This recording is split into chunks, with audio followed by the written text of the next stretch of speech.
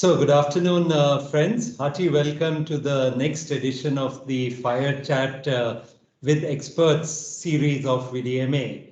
And privilege for us today to welcome Dr. Syed Ibrahim. Dr. Syed Ibrahim is the Honorary Consul of the Federal Republic of Germany in Kerala and Director of the Goethe-Zentrum in Trivandrum. He's also founder and MD of Palner Transmedia Private Limited, which offers IT products and services.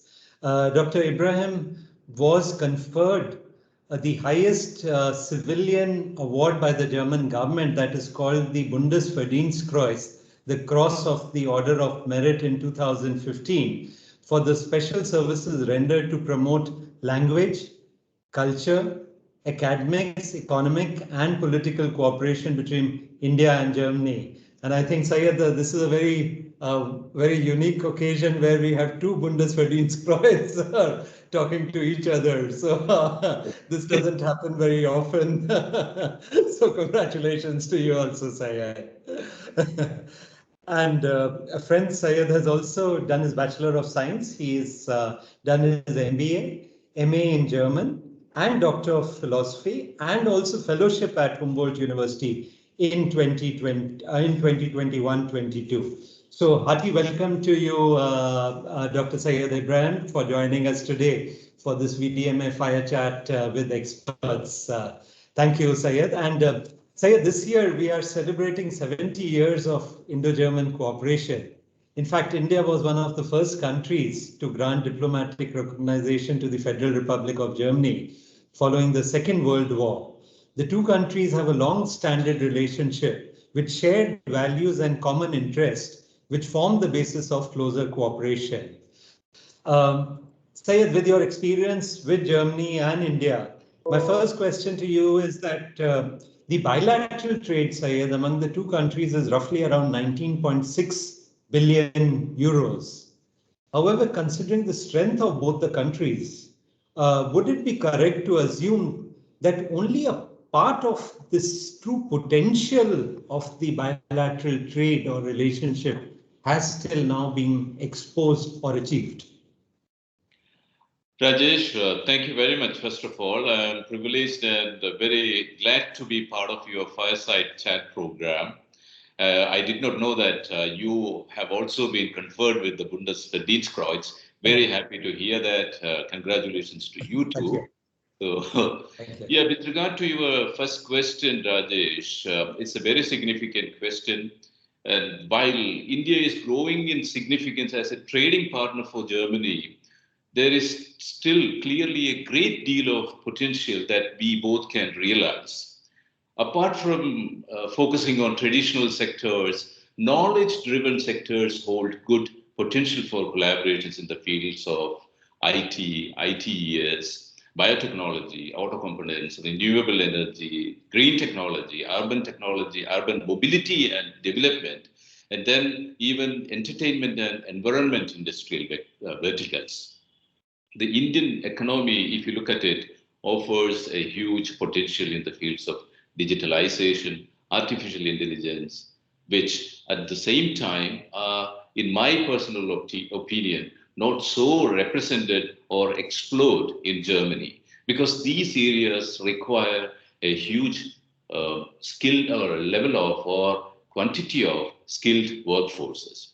Thus, the cooperation within these fields seems to be having a better or larger potential for the benefits of both the partnering countries. And if you look at the IT sector, German SMEs, let's talk about the SME sectors in Germany. They face the shortage of manpower for developing new innovations which fit into the global market spaces and also are able to scale across the borders, and not the physical borders only, but also the technology borders, meaning here. So Indian SMEs, on the other hand, face an acute deficit of knowledge of the German market and working conditions. It's my personal opinion. And if you look at the German IT SMEs, I feel that they should be more aggressive in seeking global collaborations and opportunities. We know that German SMEs still have a kind of resistance or a kind of hesitance when it comes to global collaborations, especially with a country like India, where we have a different culture, more languages, etc. And this can be utilized by the SMEs in Germany for sourcing as well as for marketing. Indian SMEs, on the other hand, owing to the global exposure they have already gained over the last 3-4 decades, I feel that they are in a stronger and better position to cooperate with the German counterparts in shaping a future of global competitiveness and innovation. And they need to spend significant resources in knowing the German IT market, of course, because without knowing the German market, you cannot go and start something there. So you need to have intercultural understanding of the country where you are going to work or participate. And this will definitely lead to a kind of win-win situations for the counterparts here or the stakeholders. And I believe that in both the countries, the trade organizations have been doing a lot of work to strengthen the bilateral trade relations between Germany and India. And we should not fix our focus completely on the IT or IT-enabled sectors or the machine-based sectors. If you look at the softer side of the businesses, tourism, for example, remains still underexposed or underexplored.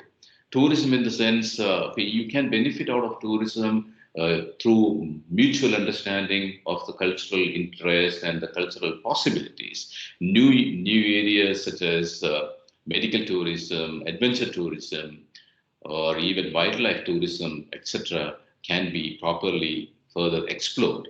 Germany, I have seen or I have noticed that compared to some other European neighboring countries, for example, has not been doing a great amount of marketing in India to attract outbound tourists from here. We know that India has a very broad upper middle class segment in our population. And over the next years, once this COVID pandemic is part of the past, we should look at the possibilities of increasing the collaborations in those sectors also. And we know that India's large population, which is 16 or 15 or 16 times more than that of the German population, has a tremendous potential for both the countries to benefit from. And we have a huge pool of skilled labor, skilled workforce. And by 2030, I have read that the Indian government is planning to increase the workforce to around 245 million per year, and through better education and also through skilling of the resources who have come or who will be coming out of the colleges or training institutes. So, and going back to the SME sectors in Germany, we know that 65% of the German the contribution to the German economy comes from the SMEs. And if we succeed in penetrating into this the vast pool of or vast expanse of German SMEs, if we succeed in getting 1% of the German SMEs enter collaborative arrangements with Indian companies, I think that will create a huge outbreak of opportunities for the countries.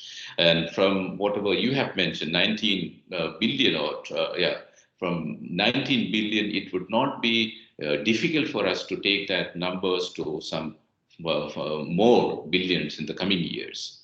Right. So this is my answer to the question, Rajesh. No, I think very rightly said, Syed. You've touched upon various aspects, the MSME, the SME sector, and I think tourism is a very important aspect that you touched upon. In fact, delving a little deeper when we talk about tourism or the relationship between people, Syed. Now, we know our mother language, Sanskrit, is quite closely related to the old German language, Syed. You're also director at the Goethe Institute in Kerala. Now, Syed, how can language be a medium to bring people from both the countries together? Is that also a platform where people from the two countries could come closer together? Yeah, Rajesh, it goes without saying that language builds the first bridge to any other culture. Okay. Right. So if you know a bit of any language, you are actually offered the first door to understand that particular region or the part of the world where another culture exists, where another language is being spoken. So in the case of German, if you know the language, it would be very easy, or it will be relatively easy to get contacts in Germany. Okay? So by knowing the language, you are actually understanding to some extent the culture, the behavioral patterns, the work atmosphere, the work culture of that particular country. And as I have told in my introductory answer to you, we know very well that the German SMEs, most of these SMEs are still holding on to their mother tongue, which is, of course, justified. And if you say that you do not speak their language, it might be difficult for you to enter the second door.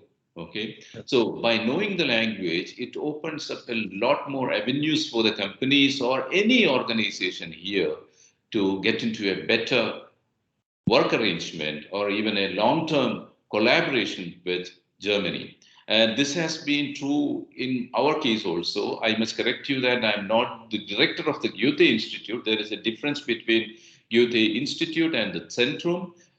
We report to the Goethe Institute. We are part of the network, but we have relative autonomy, so to say. So I represent the Goethe-Zentrum here. Right. And by offering the possibilities for thousands of students over the last years here, this is the 13th year of our inception here. So we have opened new opportunities to every person who has come to us to learn language for his or her own different reasons. So by learning the language, definitely they have benefited out of it. Many are working in German companies in India. Many have migrated to Germany. Many have joined their respective families there in Germany. And many are working in different academic fields in Germany or with Indo-German collaborations here in Germany, in India. So that way, we have been contributing to the cultural, bilateral, cultural, political, and also economic collaborations, or we are contributing to these segments here.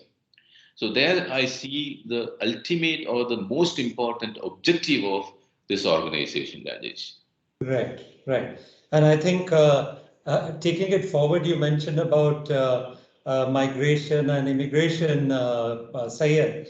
Now, the new German Skilled Immigration Act, this came into force on the 1st March 2020. How can this help skilled manpower from India, Syed? Do you see skilled manpower from India actually utilizing the opportunities here? See, this has been a very important change in the German immigration policy per se, because until this new law was enacted, the possibilities for skilled resources from a country like India, which does not fall under the EU, definitely not. So it has been difficult for them to migrate to Germany for professional reasons, employment reasons, yeah, especially in the medical field, paramedical field, nursing, doctors, etc. They had been going on different, they had been using different possibilities to enter Germany as a legally permitted employee. But with this particular new law enacted in the Parliament of Germany, this creates a huge opportunity for the Indian skilled resources. Okay, so if you look at the medical and nursing, okay, that belong to the same category, they have now the opportunity to go to Germany in a legal manner because Germany has an acute shortage of professionals working in the medical sector. Okay, maybe Germany has sufficient at the moment sufficient doctors, but the number of nurses they require is huge. Okay. So by 2040, it is assumed that 40% of the current nursing professionals will be reaching the pension age. So that needs to be filled. So for that reason, I believe that this particular law will enable Germany to get trained or at least professionally qualified persons from countries like India. India was on the WHO list for a very long time. That now this has been modified. India has been removed. So this will create a lot of additional opportunities for us. But if you look at the other trades, for example, trades like electrician, carpenters, plumbers, etc., there the language will definitely become or continue to be a barrier for them. So the law prescribes that the minimum knowledge of German should be at the level of B1, and that is very substantiated demand because without the language know-how, you will not be able to work as a trade or whatever profession you want to do there. Okay, so this is creating an extensive platform for, opportunity in different verticals in Germany. Right, right. And this is very interesting, I think, Syed, because it will give Indian, as you correctly mentioned, and I think especially when we look at the southern part of India, Kerala, for example, is one of the states where we have a lot of nursing staff going to Germany, and this would certainly, I think, benefit also the cultural interaction as well as the intercultural issues among the two countries, Syed. Yeah. Yes, see, when we talk about language acquisition, the knowledge of a country does not begin or stop with the acquisition of a language. So, by learning the language, you are also supposed to learn the culture of that country. So, from my personal professional experience, I can tell you that I have had different scenarios in Germany where the collaboration between the two partners did not work out as the partners had expected. First of all, the language did not suffice. Okay, the linguistic ability to communicate in German did not suffice. Or secondly, the lack of understanding of their work culture or social etiquette. Okay, so wherever you go travel in Germany, you know that Germans have a very distinct culture, which starts with saying thank you, please. Okay, so but in our culture, probably we are not so expressive. We nod or nick our head, but we feel that the other person has understood us properly, which is not the case. So, in many cases, even though we talk about this globalized economies, I feel that intercultural training is an integral part of any bilateral relationship, be it political, diplomatic, or economic, academic as well. So we need to understand how these persons tick there in Germany or here in India. So intercultural training should also be a part of the language training program where we learn to understand the person as he or she is. Okay? Right.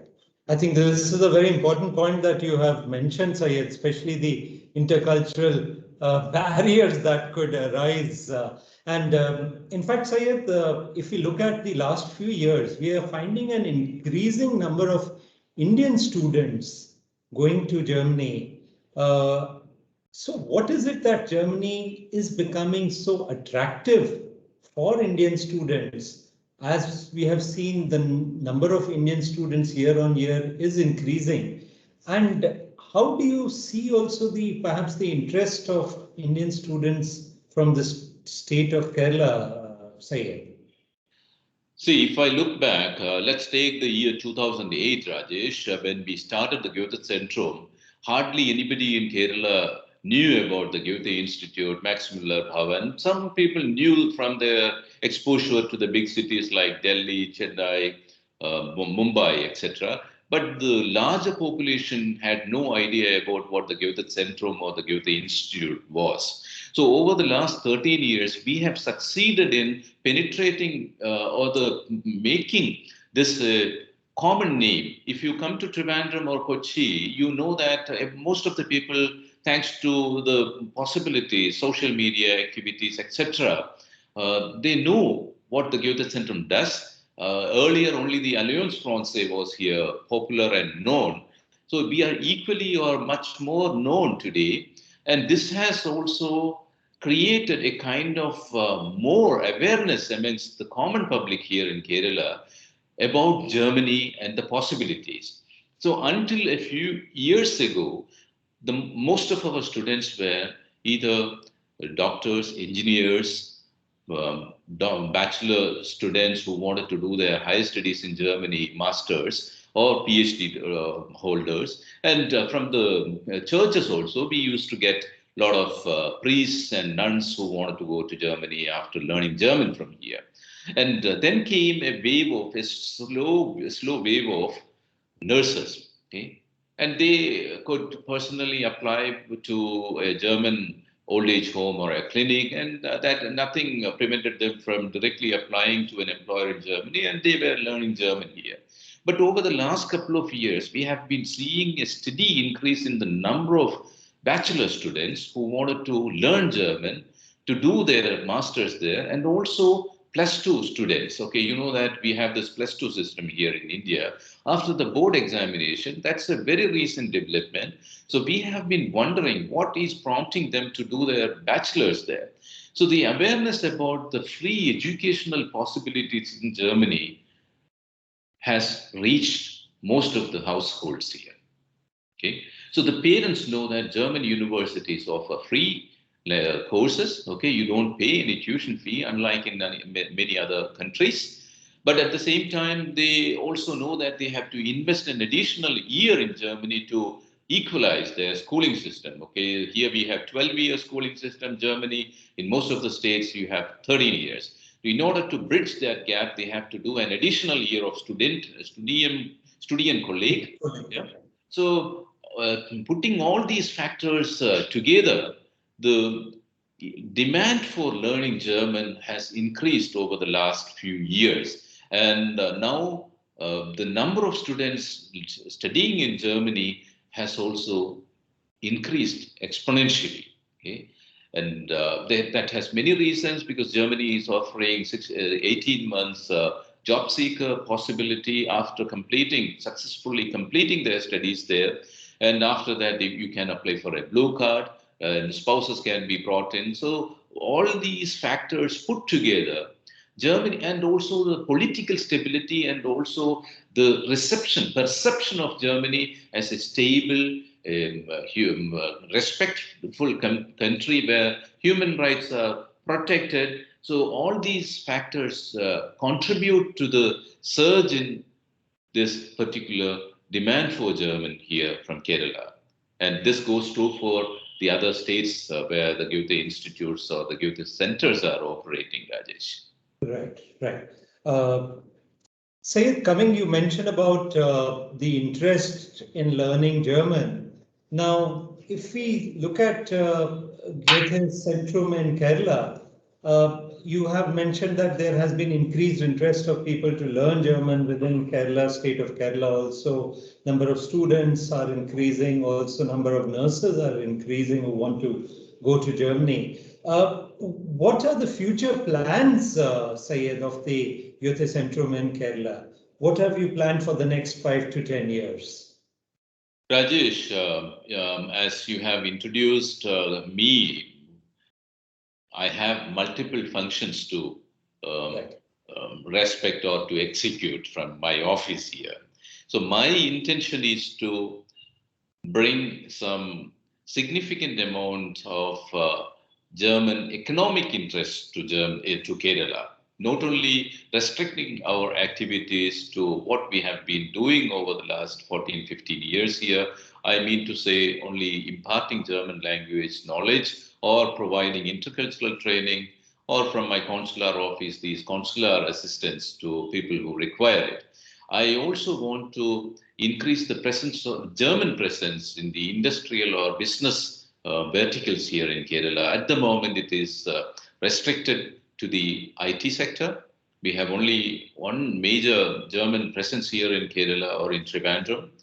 Allianz from Munich, they have a huge facility with more than 6,000, 7,000 programmers. So that should be taken as an example to emulate. So going forward, I wish to have much more presence of German business here in Kerala. And for that, I need to work, or we as a team, we need to work as a singular force to contribute to the different factors that promote or that create such an environment. I know that Kerala has different obstacles to overcome when it comes to bringing foreign investments or foreign collaborations, but the scenario is slowly changing to the positive. And with regard to our future, we have a huge project coming up, or currently we are in the process of constructing our own building here in Trivandrum for the Goethe-Zentrum and for the office of the Honorary Consul.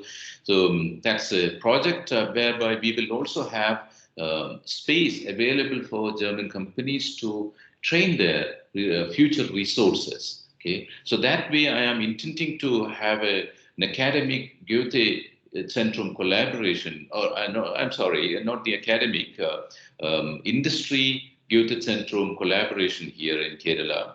You never know. Probably in 5 years, a big company, big German company with its physical presence in Bangalore would be recruiting 50 engineers or skilled workers from Kerala, and they would require training from Trivandrum or Kochi. So we could pitch in as by offering them the infrastructure to get this done. So we cannot foresee what the requirement will be in future. So we are gearing ourselves to meet such expected prospective requirements in the future. So that way, I believe that the German presence in Kerala will have a permanent presence, because having its own building is something that's really great. And I'm glad that we are now in the process of making this dream possible. Right. And I think surely, Syed, you mentioned about the industry and VDMA as the largest industrial association in Germany. Perhaps I think we need to interact a little more closely in the future. And I'm sure together with our combined forces, we can get perhaps generate interest among the German companies to look at Kerala also as a possible destination for setting up offices or for doing business in India. I would be incorrect if I say that I look forward to having 50 German companies or Indo-German collaborations having their second development or manufacturing facility in the next 5 years here in Kerala. That will be a very distant dream. But if you look at the workforce that is working in big cities, Indian cities in Bangalore, Chennai, Mumbai, Delhi, etc., a significant presence of the workforce comes from Kerala. So we could be a part of the training projects, okay, programs, because resources can come to you from any place in India. So if Kerala is having a major chunk of these delivery systems, so we would definitely like to play a part there.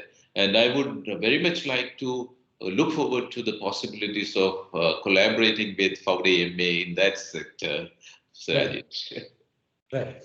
So thank you, Syed. It's been a pleasure, and I think quite a good learning from you also on what is happening, the German presence in Kerala. And I must compliment you on behalf of the German Engineering Federation, Syed, for the good work, excellent work you are doing in Kerala and keeping the German flag flying high in Kerala. Also on the front, of course, as on your consular position, but also helping the spread of the language, German language in Kerala and the German culture in Kerala. So all the very best to you and your team for the future also, Syed. And let's stay in touch and let us together envisage the dream of a larger German presence in Kerala in the years to come. Thank you, Rajesh. And I would like to conclude by saying that doing business in India does not mean just the resources and the infrastructure. Your company can be, or the German companies can be located anywhere outside of Kerala, but to keep the minds and the souls at peace and to rejuvenate, Kerala can definitely be the proper or the right destination. Right. Thank you. Thank you, Syed. Stay well and all the very best. Thank you. Take care. So Goodbye. stay safe. Thank you, Rajesh. Yeah. Goodbye. Thank you.